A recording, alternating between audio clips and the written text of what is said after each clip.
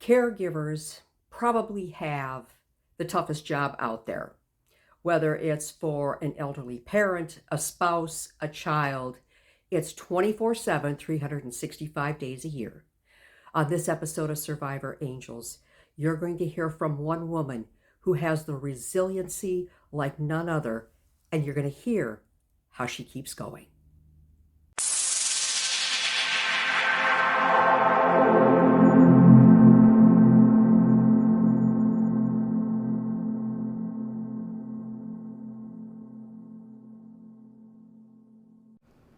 It's time for Survivor Angels, an approach to strengthen trauma survivors. Here, you can escape what draws negativity and engage your positive abilities and the gifts that you've always had.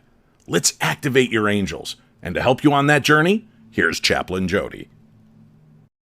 On this episode of Survivor Angels, I have a very special guest, Theresa Argie from Cleveland, Ohio. You might also know her as the Haunted Housewife. Welcome, Theresa.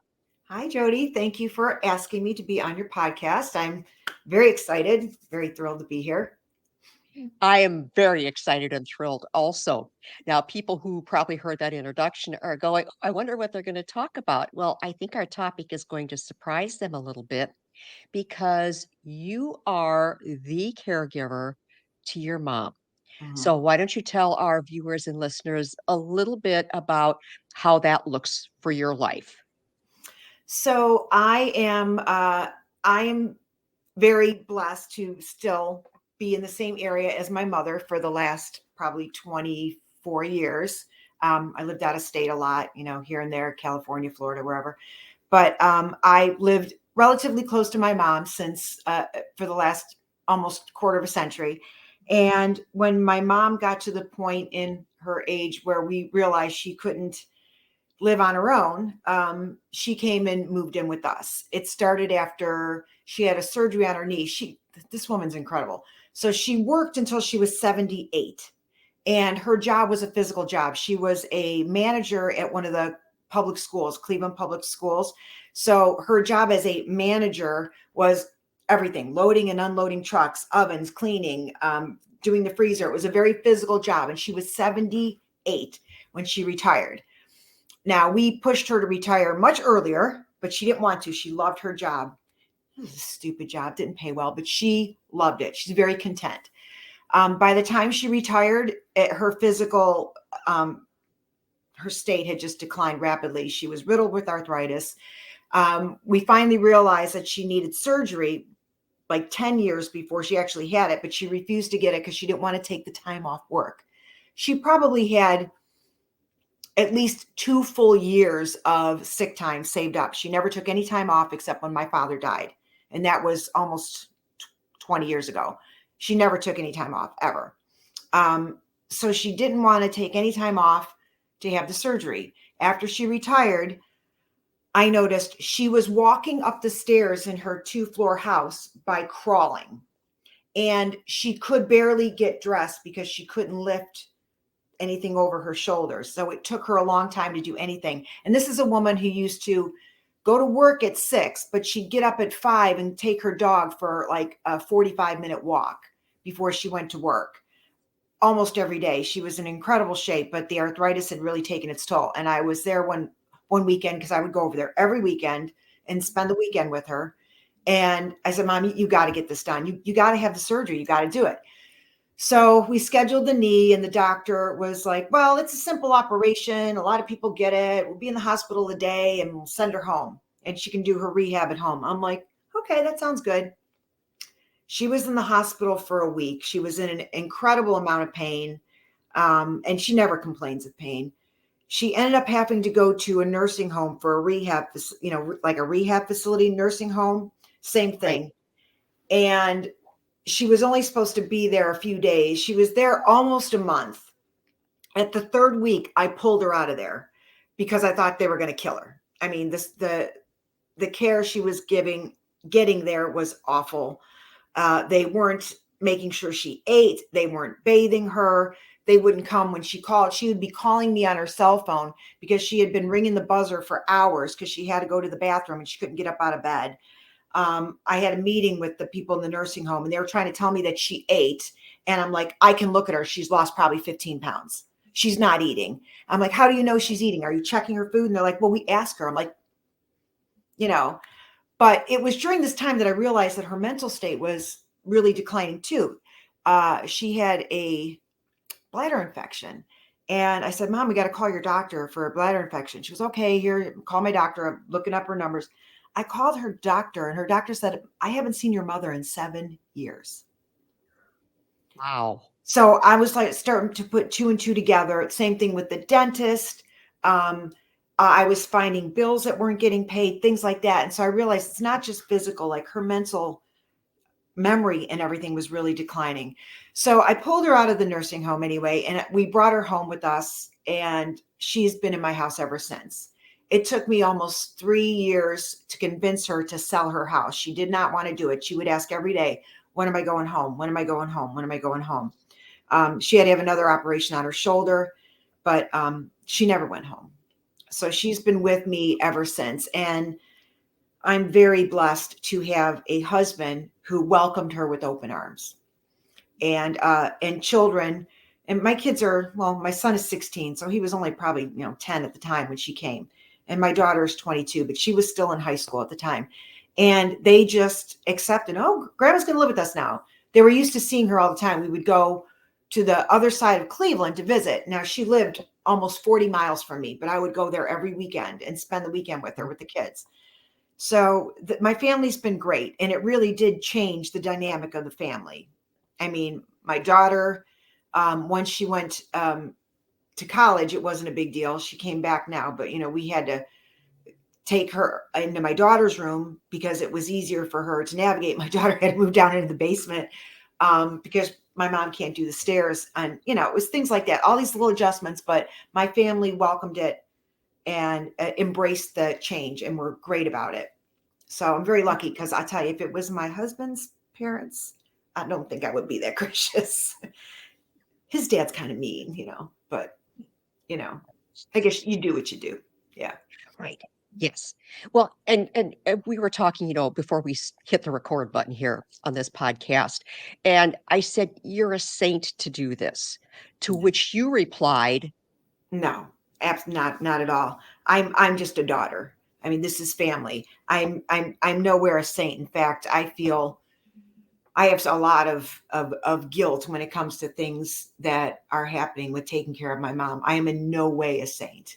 So everybody says that when people take care of their family, but isn't that what family's supposed to do? I mean, I understand sometimes you can't. I mean, sometimes it's not possible.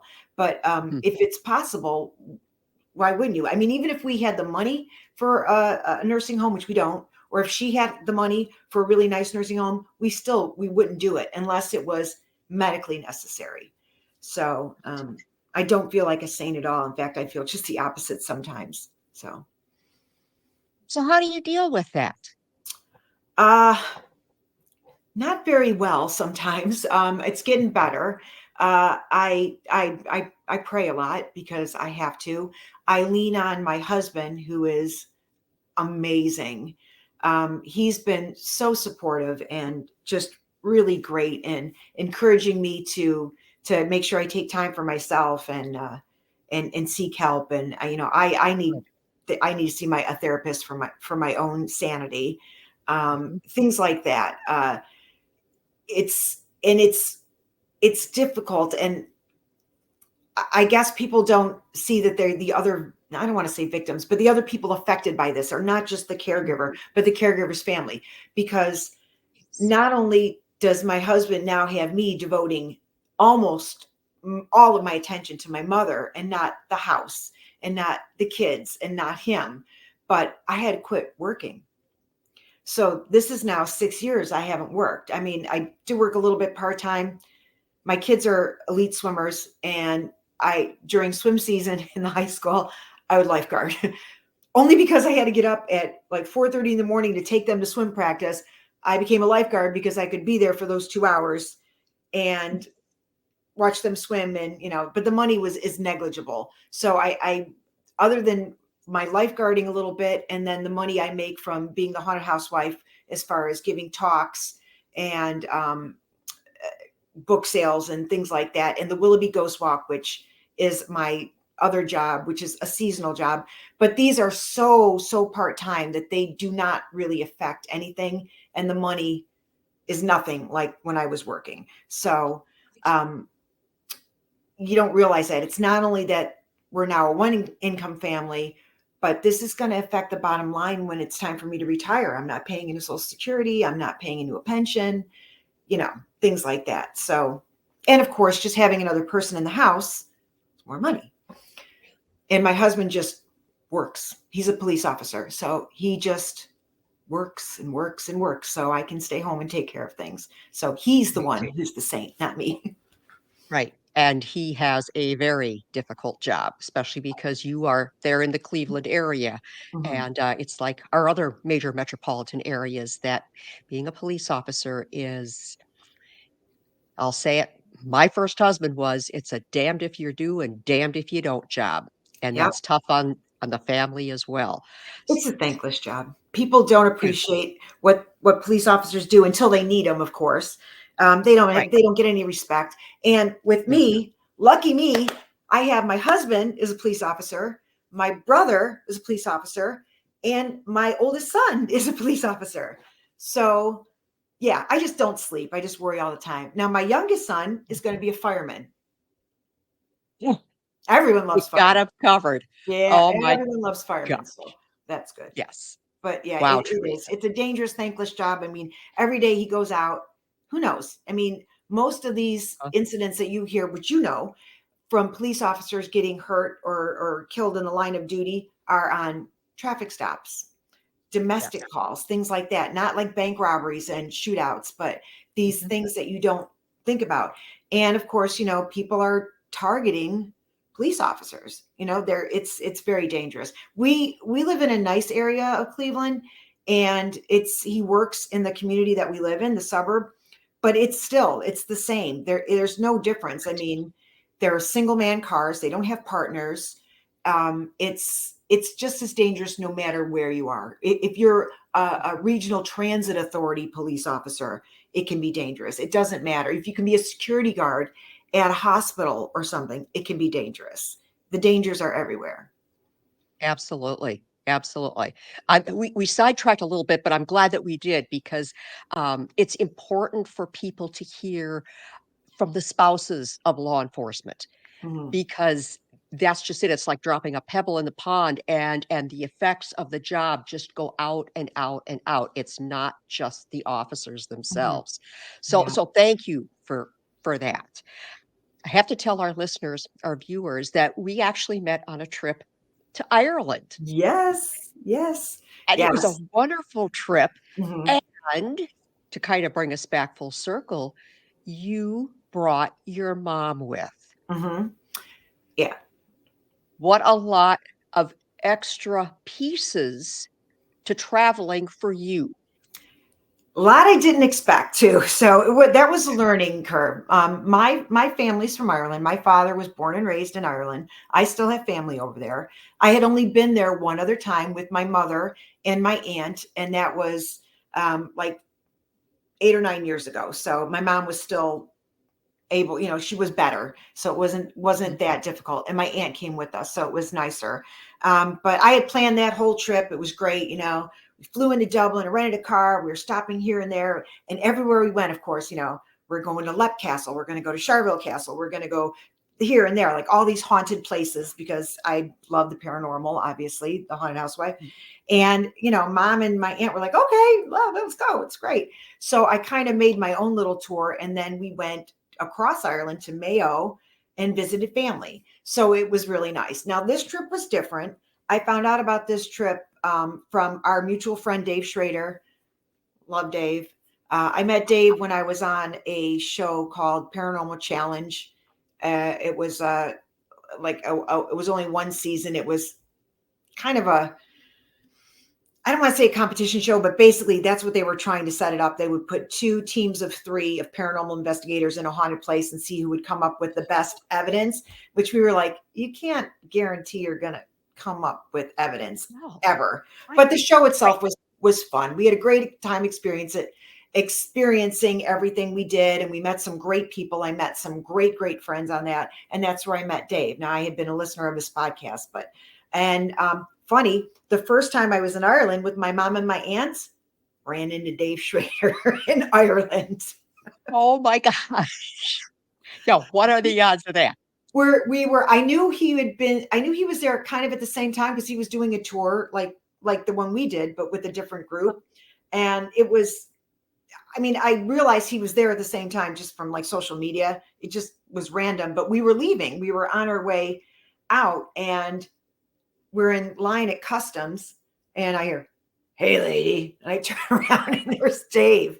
So it was really interesting and funny is the places that I had taken my mom and my aunt and myself were almost the same places he went, but it was either a day before or a day after. He's like, "Yeah, you were at Lep Castle." I'm like, "Yeah, there were like 5 of us there the whole time." He's like, "Yeah, we were there with 40."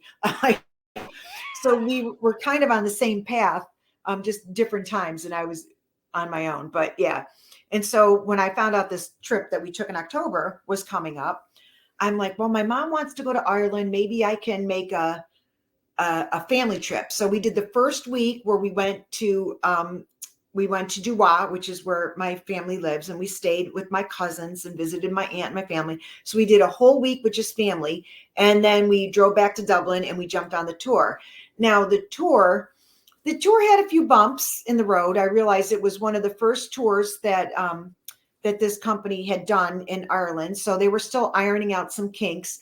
Unfortunately, the kinks were all the ones that affected me with things like not having parking in the hotel, no elevators in the hotel, not being handicap accessible, having to walk a couple blocks to get on the tour bus, things like that, which I think was unexpected by the tour guide and I don't think Maria had realized this was going to happen. So it was difficult. It was much more difficult than I thought. And I was kind of losing my mind there for a while, but I have to say I want to cry. Every person that was on that tour was so loving and gracious and accepting and helpful with my mother. Because I thought, oh, this is going to drag us down. And I had to clear everybody off the bus when we were at the circle, where we, Brown bag. yeah. Because I had to change my mom's diaper, and people were like, no problem. Hey, it's okay. Everybody was great and loving and accepting and embraced me having my mom there. So that'll be something that I always cherish forever. Even though my mom, she doesn't remember things on the trip, but she remembers the people when I point them out in pictures and stuff. It's really That's sweet. amazing. Yep. Yeah. And We even had people helping us at the airport when we were, I went to Ireland with one old lady and I came back with 2. I brought my other aunt back with me. So, Katie and Brenda and Lori, I think we were all at the airport. Deborah was there at the airport, and they all helped, like getting us through customs and stuff. It was amazing. Even Maria was there, and Tracy. We met them there.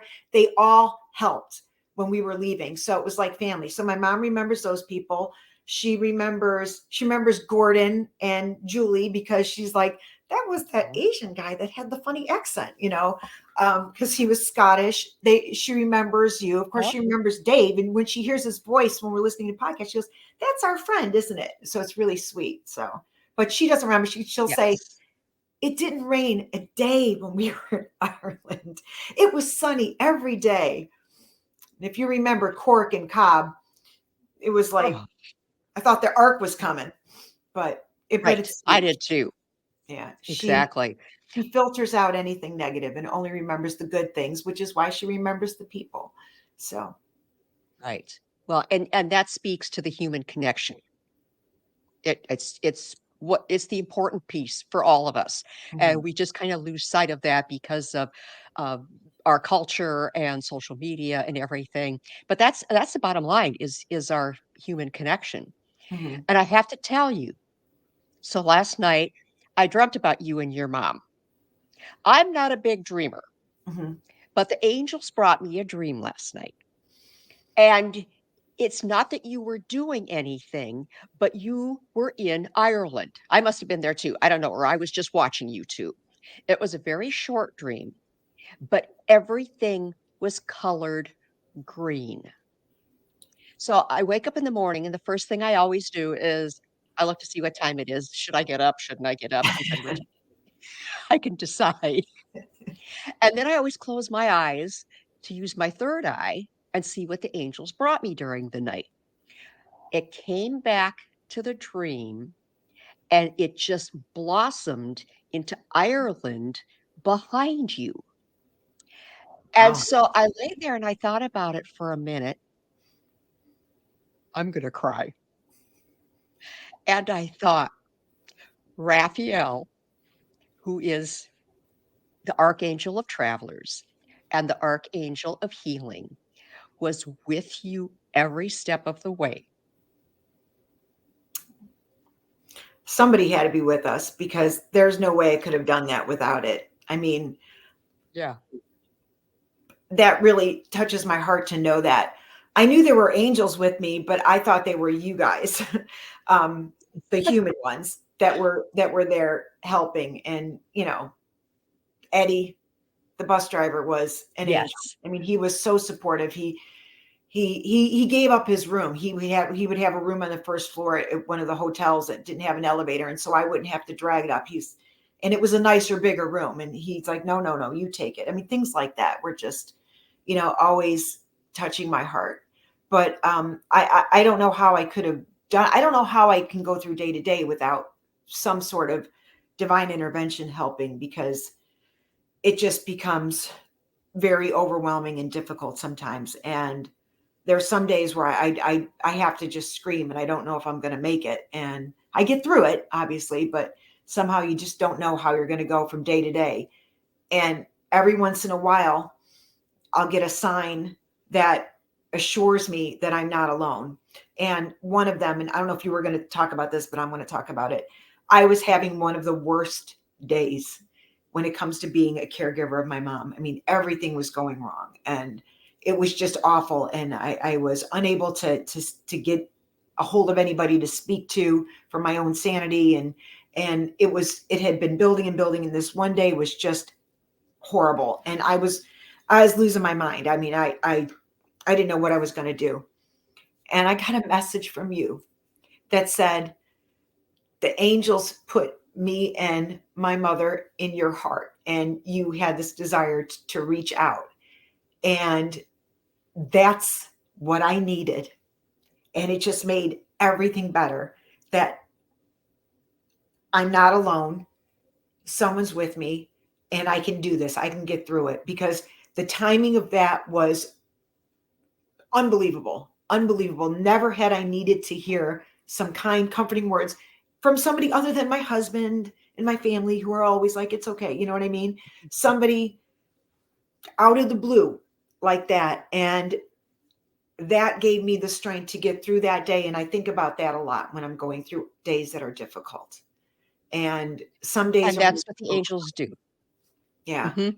Yeah, I mean, they will give me that message. You need to contact Teresa, and you need to let her know that she's not alone. Other people are thinking about her and are there for her. Mhm, Get that message out. And that's what I try to tell people. When you get those messages, act on them. Oh mhm, my gosh, they're all about light and love. So just do it. mhm. And Yes. and that being said, the group, we have like a group chat that people are still involved in, and we chat and go online, and we're still involved in people's lives, knowing what's happening if someone has a grandbaby or gets a job or is married, things like that. But I am not on social media that much, and I never post anything about my mom or anything like that. So it's not like I was all over Facebook going, oh my God, I'm having such a bad day, my mom, blah, blah, blah. I don't do things like that. So it was not just in the group chat, hey Theresa, how you doing? It was a direct message. And it was, I remember going to my husband and I showed him that, and I just started bursting out crying. And he was like, see, you're not alone. I mean, it was amazing. So I mean, I still think about that every time I think I'm alone, and not that no one understands, because I know there are people going through worse than me, but it's not that people don't understand, but it's just, do I have the strength to go through it? Because I don't feel like I'm strong enough to do it. I've had friends who were caregivers to their parents that I didn't know who they were. I mean, can you imagine? My mom is like my best friend. She knows, she doesn't have good memory, but she knows I'm her daughter. She knows her grandkids. Thank And God. she thinks my Mhm. dad died a couple years ago. He's been dead for 20 years, and she doesn't know what year it is, and she, things like that. But she knows who we are. Mhm. My girlfriend, she goes, I would go in to try to change my mother and clean her up, and she'd be screaming at me, "Who are you? Get out of my room!" And my daughter, Right?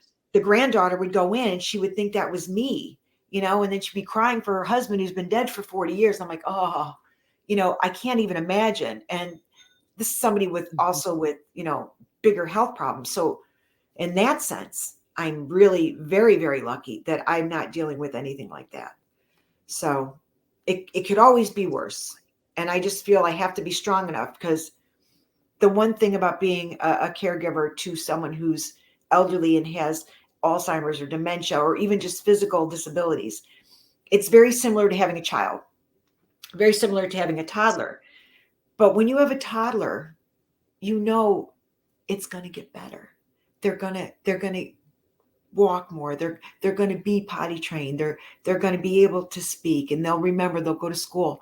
When it's your parent, it's going to get worse. It's only going to get worse. And that's the devastating thought, that if I'm not strong enough to do it now, what am I going to do in 10 years? My mom's 85. She could live to 100 easily. You know, She could. she's not, doesn't have severe life threatening health conditions. So Mhm. that's where it becomes, I need to be stronger because I've got to prepare for what's coming. And you are very strong, Teresa, and I think that's a great place to end. I can't thank you enough for coming on and telling your story. I know how difficult it is. Mhm. Please give your mom a huge hug for me. I She's will. just such a delight, And she, yeah, and I she's a miss you. sweetheart. She's happy. And I'll get mad and she'll just be like, she just she just nothing bothers her, which is great, because I think I'm going to be one of those ornery old ladies, and my kids are going to be like, oh, I don't know that. But yeah, but I again, I can't stress enough the importance of knowing that you're not alone, and knowing that your angels are there with you to help you, and that God is watching over me and won't give me anything I can't handle. And when I need help, he sends it, like he did with you, like he did in Ireland, like he does every day. And it just makes me appreciate that so much more. The angels that we see every day, like you, like our friends, like family, and the ones we don't, just knowing that they're there. I have to keep that in my heart and know that I'm not alone. Thanks again for joining Chaplain Jodi on Survivor Angels. For more information, go to chaplainjodi.me. That's chaplainjodi.me. And on Facebook at Survivor Angels-Chaplain Jodi. Sound effects for the show created by Andre Opate and provided by Pixbay. This is Dave Schrader. Until next time, sending you off to activate your angels.